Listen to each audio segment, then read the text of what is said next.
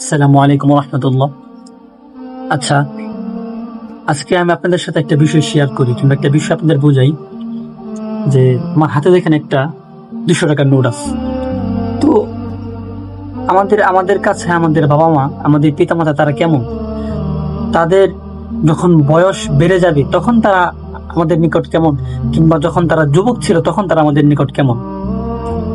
দেখেন, যদি আমরা এই 100 টাকার নোটটা যখন একদম নতুন যখন ব্যাংক থেকে বের হয়েছিল তখন এই নোটটা কেমন ছিল, তখন এই নোটটার মূল্য আপনার কাছে কেমন ছিল, কিংবা এই 200 টাকার নোট দিয়ে আপনি তখন যা ক্রয় করতে পারতেন, এখন যদি আপনি এই 200 টাকার নোট নিয়ে যান, যখন নোটটা পুরনো হয়ে গিয়েছে, যখন দিয়ে আপনি আপনি এখন এই নোটটা কোনো কিছু ক্রয় করতে যান, বিষয়টা কি এরকম হবে যে ওই 200 টাকার যে বস্তুটা আপনি 200 টাকা দিয়ে যা কিনতে পারতেন এখন সেটা আপনি এই নোট দিয়ে কিনতে পারবেন না? বিষয়টা কিন্তু এমন হবে না। ওই 200 টাকার মূল্য তখন যেমন ছিল এখনো ঠিক তেমনই রয়েছে।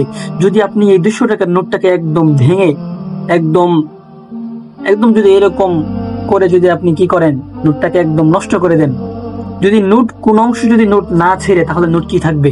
নোটের যে মূল্য রয়েছে ঠিক সেই মূল্যই থাকবে, নোটের কোনো মূল্য কি হবে না, কমবে না। ঠিক সেরকমই আমাদের পিতামাতা, তারা মৃত্যুর আগ পর্যন্ত না, মৃত্যুর পরও আপনার নিকট, আপনার আমার নিকট, সবার নিকট কি থাকবে? মহা মূল্যবান থাকবে। কিন্তু এখন হয় কি, যখন আমাদের পিতামাতা যখন বৃদ্ধ হয়ে যায় তখন আমরা কি করি, আমাদের পিতামাতাকে ভুলে যাই।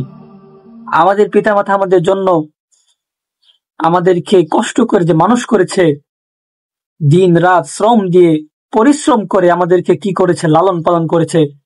যখন আমরা বয়স্ক হয়ে যাই, যখন আমাদের প্রাপ্ত বয়স্ক হয়ে যায়, যখন আমাদের পিতামাতার বয়স কি হয়ে যায়, বৃদ্ধ অবস্থায় চলে যায়, যখন তারা বৃদ্ধ হয়ে যায় তখন আমরা তাদেরকে ভুলে যাই।